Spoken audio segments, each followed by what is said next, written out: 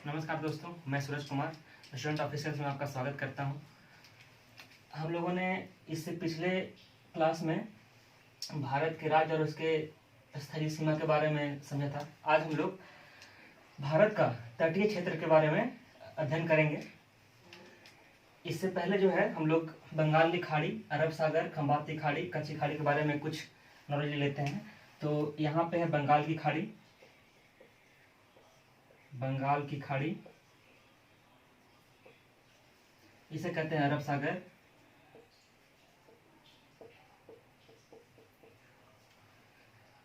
ये है खंबाती खाड़ी,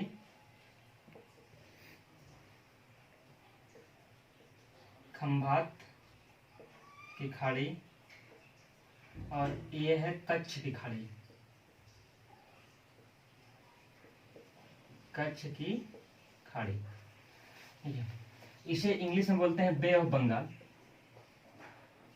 बे ऑफ बंगाल। ये तो अरब सागर ही है। इसे बोलते हैं, खंबात की खाड़ी को इंग्लिश में बोलते हैं गल्फ ऑफ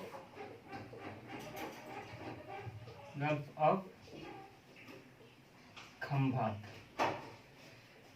तो यहाँ पे हम लोग हिंदी में तो हम लोग सेम देख रहे हैं कि बंगाली खाड़ी और खंबाती खाड़ी, लेकिन इसे इंग्लिश में बे ऑफ बंगाल और गल्फ ऑफ खंबात कहते हैं। तो आखिर यहाँ पे बे का इस्तेमाल हो रहा है और यहाँ पे गल्फ का इस्तेमाल हो रहा है। तो ऐसा क्यों हो रहा है, आइए इसको समझते हैं। तो इस जो बे होता है, बे ऑफ बंगाल, तो बे वैसे समुद्री क्षेत्र को कहते हैं, बे वैसे समुद्री क्षेत्र को कहते हैं जो विशाल हो और तीनों तरफ से भूमि से घिरा हुआ हो। जैसे देखिए यहाँ पे ये बे ऑफ बंगाल है, जो कि इधर से भूमि से घिरा हुआ है, ऊपर से भूमि से घिरा हुआ, और इधर जो है वो, इधर भी बहुत सारे देश हैं। तो ये जो है बंगाली खाड़ी जो है या फिर बे ऑफ बंगाल जो है वो एक विशाल समुद्री क्षेत्र है जो तीनों ओर से भूमि से घिरा हुआ है। अब तो फिर ये गल्फ किसे कहते हैं? तो गल्फ वैसा सकरा समुद्री क्षेत्र होता है जो तीनों ओर से भूमि से घिरा हुआ रहता है। जैसे देखिए इस क्षेत्र को, देखिए ये खंबाती खाड़ी को, इधर ये भूमि से घिरा हुआ है, इधर भी भूमि से घिरा हुआ है और इधर से भी भूमि से घिरा हुआ है। यानी कि ये सकरा समुद्री क्षेत्र होता है जो तीनों ओर भूमि से घिरा होता है, उसे गल्फ कहते हैं। और जो बे ऑफ बंगाल है वो एक बड़ा समुद्री क्षेत्र है जो तीनों ओर से भूमि से घिरा हुआ है। एक चीज हम लोग और समझते हैं कि ये जो भारत का ये जो क्षेत्र है, दक्षिण क्षेत्र है, इसे हम लोग प्रायद्वीप कहते हैं, प्रायद्वीप। तो ये प्रायद्वीप होता क्या है? तो प्रायद्वीप वह भूखंड होता है जो तीनों ओर से भूमि से, तीनों ओर से समुद्री क्षेत्र से घिरा हुआ रहता है, वो बड़ा भूखंड होता है। तो प्रायद्वीप क्या होता है? प्रायद्वीप वैसा बड़ा भूखंड होता है जो तीनों ओर से जल से घिरा हुआ रहता है। जैसे देखिए ये अरब सागर से घिरा हुआ है, ये बंगाल की खाड़ी से घिरा हुआ है, नीचे इधर हिंद महासागर है। तो ये भारत का जो दक्षिणी क्षेत्र है, जो प्रायद्वीपीय भाग है, वो तीनों ओर से जल से घिरा हुआ है। एक और टर्म आता है केप। केप क्या बोलते हैं उसको? केप।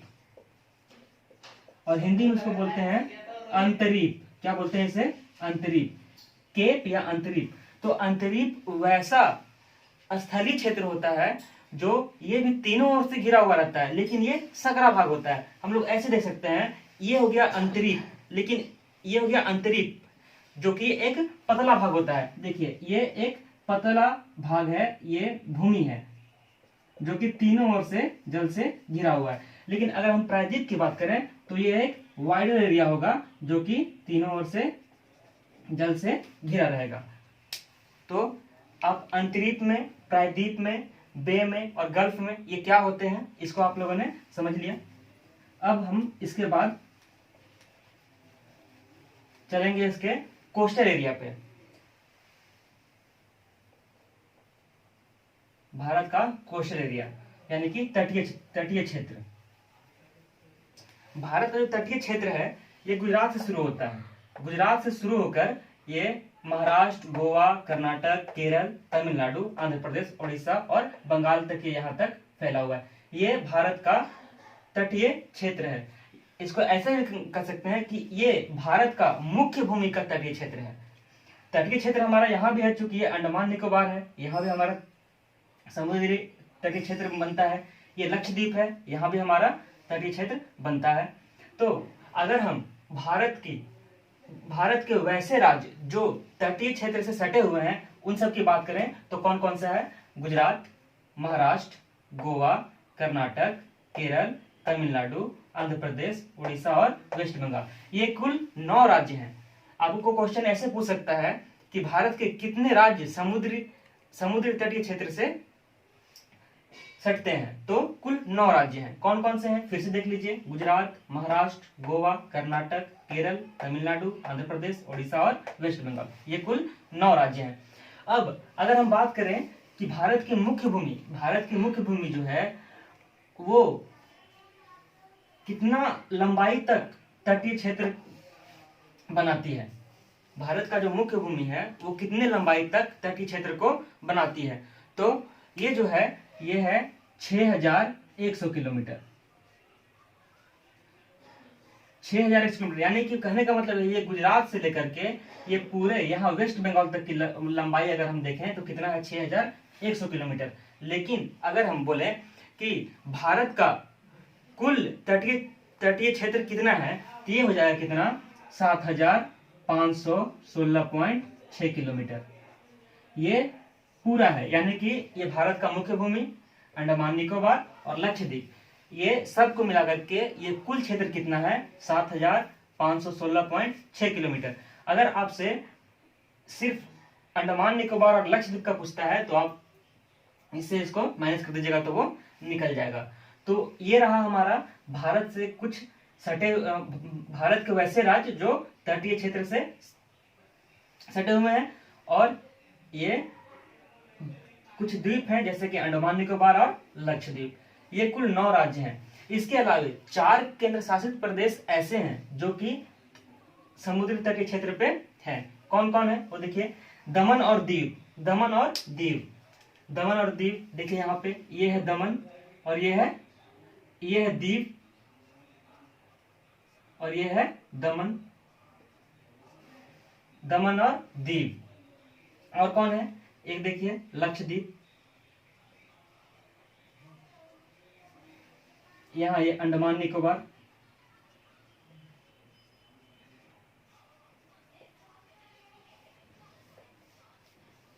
और एक पांडिचेरी देखिए, पांडिचेरी जो है,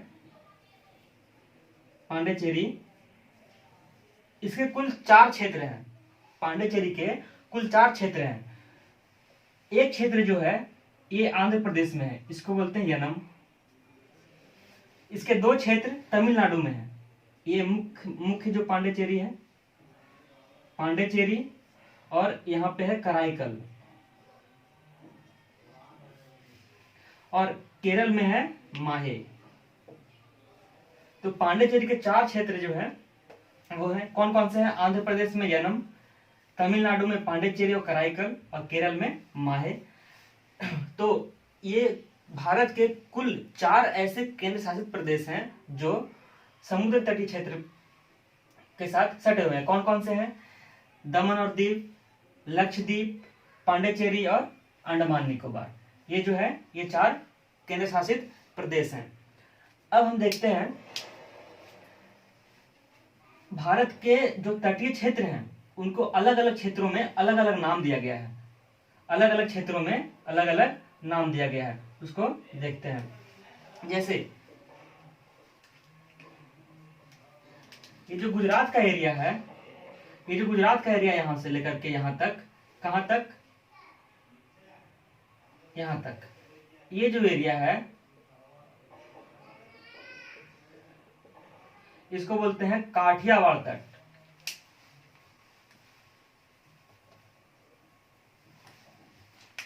काठियावाड़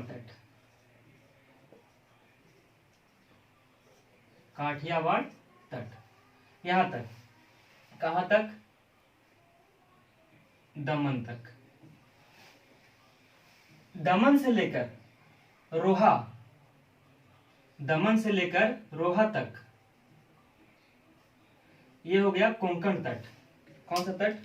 कोंकण तट, दमन से लेकर रोहा तक, इसे बोलते हैं कोंकण तट। रोहा से लेकर मंगलौर तक,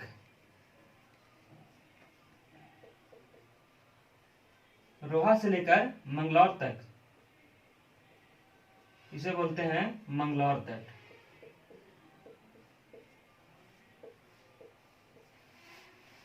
और मंगलौर से लेकर कन्याकुमारी तक,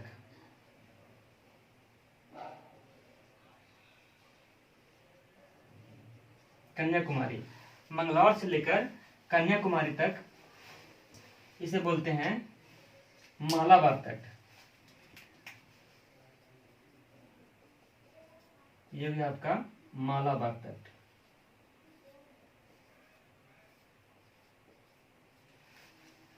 तो भारत का पश्चिमी तट के बारे में हम लोग देख चुके हैं। गुजरात, गुजरात का जो एरिया है वो है काठियावाड़ तट, जो कि दमन तक है। दमन से रोहा तक कोंकण तट है। रोहा से मंगलौर तक मालाबार तट है। और मंगलौर से कन्याकुमारी, रोहा से, माफ कीजिएगा, रोहा से मंगलौर तक मंगलौर तट है। और मंगलौर से कन्याकुमारी तक मालाबार तट है।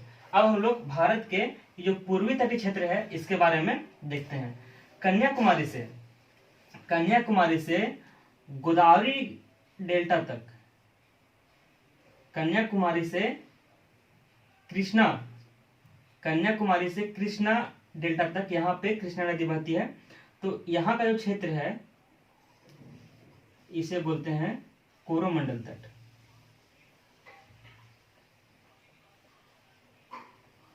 कोरोमंडल तट कहां तक? कृष्णा डेल्टा तक, ये हो गया कोरोमंडल तट। उसके बाद ये कृष्णा डेल्टा से गोदावरी डेल्टा तक, कहां तक? गोदावरी डेल्टा तक। ये जो क्षेत्र है कृष्णा डेल्टा से गोदावरी डेल्टा तक, ये जो क्षेत्र है इसको बोलते हैं उत्तरी सरकरा तट। उत्तरी सरकरा तट। देख लिए, कन्याकुमारी से लेकर कृष्णा डेल्टा तक कोरोमंडल हो गया। कृष्णा डेल्टा से गोदावरी डेल्टा तक उत्तरी सरकरा तट हो गया। उसके बाद ये जो गोदावरी के बाद जो ऊपर का जो क्षेत्र है, जो उड़ीसा का क्षेत्र है, ये कुछ आंध्र प्रदेश का क्षेत्र आएगा और उड़ीसा का क्षेत्र आएगा, ये इसको बोलते हैं उत्तकल तट। उत्तकल तट कौन सा हो गया? उत्तकल तट। और ये उड़ीसा के बाद ये जो बंगाल का जो एरिया है, बंगाल का एरिया है, इसको बोलते हैं बंगाल तट। बंगाल तट। एक चीज ध्यान रखिएगा कि बहुत सारे बुक्स में ऐसा दिया रहता है कि ये उत्तरी सरकरा तट, उत्कल तट, बंगाल तट, ये आपको नहीं मिलेगा। इसके जगह सिर्फ एक ही टर्म मिलेगा। इसके जगह सिर्फ एक टर्म मिलेगा। इस पूरे को मिलाकर सिर्फ एक टर्म दिया रहता है। कौन सा? गोलकुंडा तट। गोलकुंडा तट, गोलकुंडा तट दिया रहेगा, उसके बाद कोरोमंडल दिया रहेगा। इन तीनों को मिलाकर गोलकुंडा का तट बोल दिया जाता है।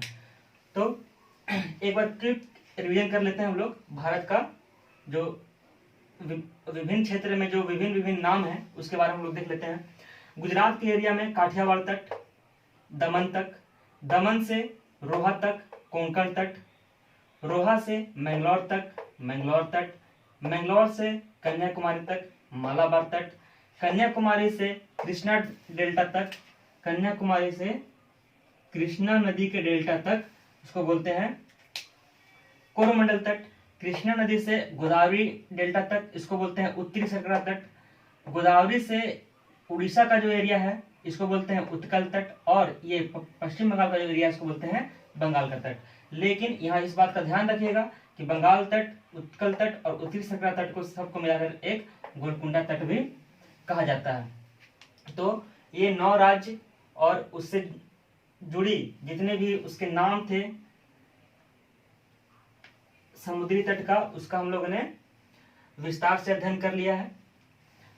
बे क्या होता है, गल्फ क्या होता है, केप क्या होता है, प्रायद्वीप क्या होता है, इन सब के बारे में हम लोगों ने अध्ययन कर लिया है। इसकी लंबाई के बारे में भी देख लिया है कि जो मुख्य भूमि की लंबाई है वो 6000, जो मुख्य भूमि से समुद्री तट जो सटता है उसका लंबाई कितना है, 6100 किलोमीटर, जबकि भारत का कुल तटीय जो क्षेत्र की लंबाई कितना है, 7516.6 किलोमीटर, 7516.6 किलोमीटर है।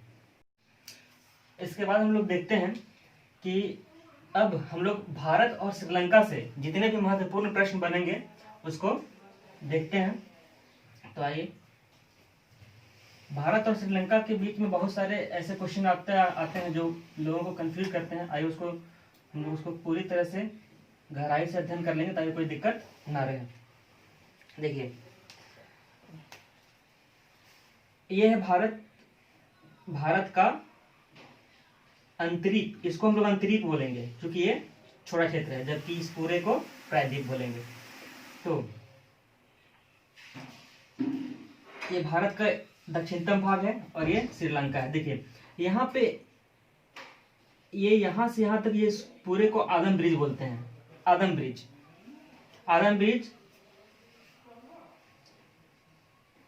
यहाँ पे एक द्वीप है जिसको बोलते हैं पंबन द्वीप।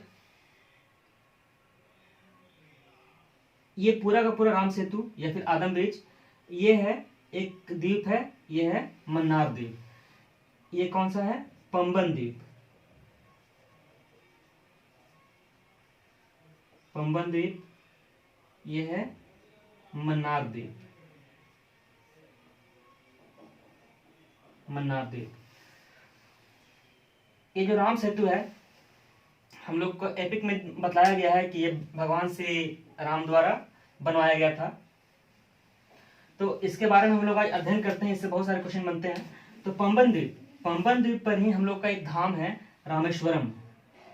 पंबन द्वीप पर ही कौन सा धाम है, रामेश्वरम।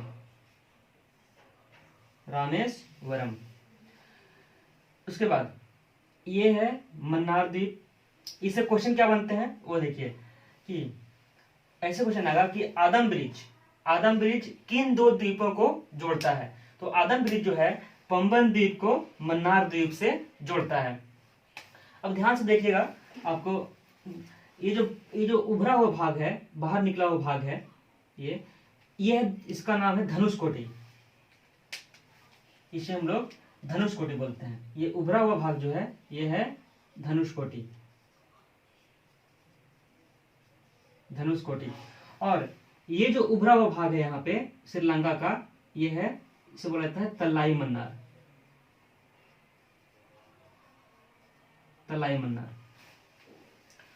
भारत का ये जो उभरा हुआ भाग है ये है धनुषकोटि, और ये जो श्रीलंका का उभरा हुआ भाग है बाहर की ओर, इसे बोलते हैं तलाई मन्नार। ये तलाई मन्नार जो है ये जापना प्रायद्वीप पर स्थित है। ये जो प्रायद्वीप का जो एरिया हो गया, ये इसे क्या बोलते हैं, जापना प्रायद्वीप।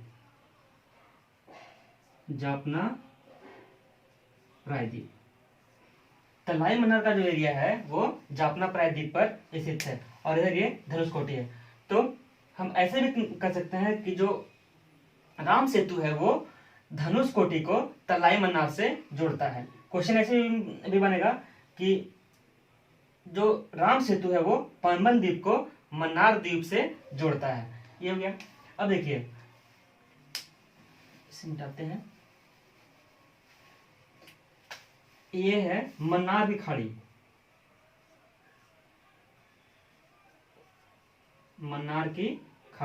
ये मन्नार की खाड़ी है। ये है पाक की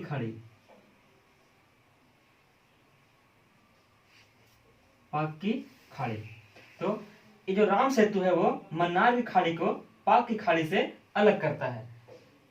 राम सेतु या आदम ब्रिज मन्नार की खाड़ी को पाक की खाड़ी से अलग करता है। इतने सारे प्रश्न जो है इससे बनते हैं। प्रश्न क्या क्या बनेंगे, रामेश्वरम किस द्वीप पे स्थित है, पंबन द्वीप पे। आदम ब्रिज मन्नार द्वीप को पंबन द्वीप से जोड़ता है।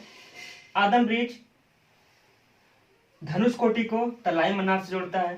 तलाई मन्नार जाफना प्रायद्वीप पे स्थित है। आदम ब्रिज पाक की खाड़ी को मन्नार खाड़ी से अलग करता है। और देखिए अब यहीं पे है पाक स्ट्रेट। ये जो एरिया है यहां से यहां का, इसको बोलते हैं पाक स्ट्रेट। ये थोड़ा दूर बन गया, थोड़ा और पास रहता, पाक स्ट्रेट या फिर पाक जल संधि। अब पाक जल संधि क्या है? पाक जल संधि। अब ये जल संधि क्या होता है? ये जल संधि क्या होता है? तो वैसा संकरा जलीय भाग, वैसा संकरा जलीय भाग जो दो बड़े भूखंडों को अलग करता है या फिर दो बड़े भूस्थलों को अलग करता है, उसे जल संधि कहते हैं। जैसे देखिए यहां से ये भारत को, पाक स्ट्रेट जो है वो भारत को और श्रीलंका को अलग करता है। तो क्वेश्चन ऐसा बनता है कि भारत और श्रीलंका को अलग करने वाला पाक स्ट्रेट है, यानी पाक जल संधि है। ये हो गया जल संधि। इसके बाद यहीं पर लोग देखते हैं कि मन्नार की खाड़ी से पाक स्ट्रेट अलग होता है। मन्नार की खाड़ी से पाक स्ट्रेट अलग होता है। और जो ये भारतीय प्रायद्वीप है, इस भारतीय प्रायद्वीप को कौन अलग करता है? पाक स्ट्रेट जो है वो अलग करता है। अब यहाँ पे देखिए श्रीलंका से, अब यहाँ पे देखिए कि एक होता है मन्नार की खाड़ी में यहाँ पे टेम्परेचर अधिक रहता है, टेम्परेचर हाई रहता है, टेम्परेचर हाई रहता है। अब टेम्परेचर चूंकि यहाँ हाई रहता है, इसीलिए यहाँ पे जो वर्षा होती है वो अधिक होती है, वर्षा भी हाई रहेगा। अब यहाँ जब वर्षा अधिक होगा तो यहाँ का जो जल रहेगा, जो समुद्री जल रहेगा, उसका लवणता में कमी आएगी। लवणता में कमी आएगी यानी किसका? घनत्व जो है वो कम हो जाएगा। घनत्व जो है वो कम हो जाएगा। लवणता में कमी यानी घनत्व में कमी। मन्नार की खाड़ी और बंगाल की खाड़ी, ये दोनों के जल आपस में नहीं मिलते हैं। दोनों के जल आपस में नहीं मिलते हैं। क्यों? क्योंकि मन्नार की खाड़ी की जल का जो घनत्व है, मन्नार की खाड़ी का जो जल है उसका घनत्व, और बंगाल की खाड़ी का जो जल है उसका घनत्व, दोनों में डिफरेंस हो जाता है। इसी कारण ये आपस में मिलते नहीं है, आपस में ये मिलते नहीं है।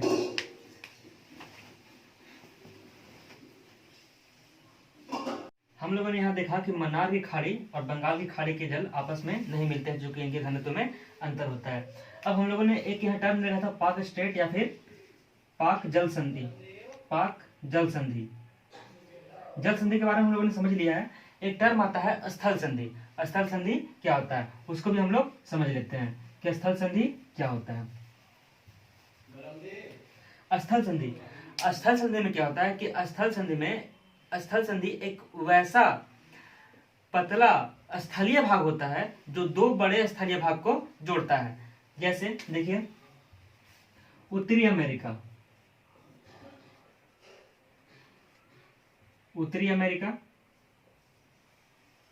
और दक्षिणी अमेरिका,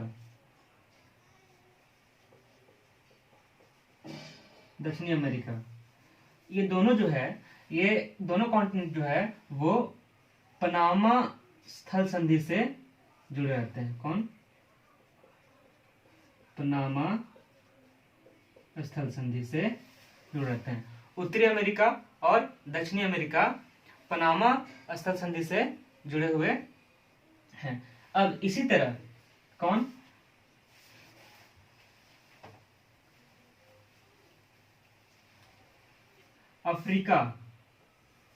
अफ्रीका इधर क्या है? अफ्रीका, और इधर क्या है? एशिया। अफ्रीका और एशिया, ये जो है या स्वेज स्थल संधि, स्वेज स्थल संधि से जुड़े हुए हैं। कौन सा? स्वेज स्थल संधि। देखिए यहाँ पे ये क्या है? एक पतला स्थलीय भाग है जो दो बड़े स्थलीय भाग को जोड़ता है, या फिर इसे ऐसे भी बोल सकते हैं, ये एक पतला स्थलीय भाग होता है जो कि दो बड़े जलीय भाग को अलग करता है। जैसे स्वेज, स्वेज के ऊपर में क्या है, भूमध्य सागर, और नीचे में क्या है, लाल सागर। ये जो एरिया है ये है भूमध्य सागर, और इधर क्या है, लाल सागर। तो ये एक पतला स्थलीय भाग है जो दो बड़े स्थलीय भाग को जोड़ता है और दो बड़े जलीय भाग को अलग करता है, इसे ही बोलते हैं हम लोग स्थल संधि। तो आज हम लोगों ने पूरा भारत का तटीय क्षेत्र, बे, गल्फ, स्थल संधि, जल संधि क्या होता है, भारत और श्रीलंका से कितने प्रश्न बनते हैं, उन सब के बारे में देख लिया है। तो ये भारत का परिचय का भाग 3 है। इसके बाद एक और वीडियो आएगा, उसके बाद हो सकता है कि भारत का परिचय खत्म हो जाए। उसके बाद फिर हम लोग फिजिकल ज्योग्राफी में चलेंगे। तो आप हमारे यूट्यूब चैनल स्टूडेंट ऑफिशियल्स को जरूर सब्सक्राइब करें, लाइक करें, कमेंट करें और हमें प्रोत्साहित करें। धन्यवाद।